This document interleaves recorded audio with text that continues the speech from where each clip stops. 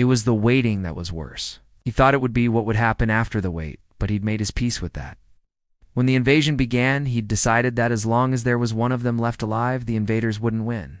But now, after weeks of running, hiding, sleeping in ditches, and eating whatever scraps were left lying, he decided it would be better to stare them in the face, as he was incinerated, or taken by whatever means they took their pleasure from. He's seen many incinerated by their machines, and decided it was purely for their pleasure. He was sure it could be quicker than that, but whichever way they wanted it, he would stare straight at them. The decision to end it was strangely easy and calm. The old cottage kept him dry, but the cold bit and gnawed. Every sheet, cloth, blanket, and towel were hanging over windows or jammed under doors, but it only helped a little. He hadn't left the cottage in days, hadn't eaten for the same. The water was still clean, but the cold was relentless.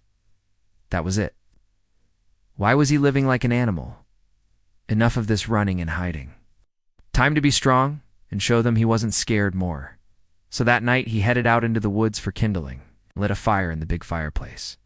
There was coal in a bunker behind the cottage, and it burned brightly. He had no doubts they would see the heat, and absolutely no doubt they would see the smoke curling from the chimney. There was a big padded swivel chair next to a desk, and he dragged it outside facing the long driveway to the cottage.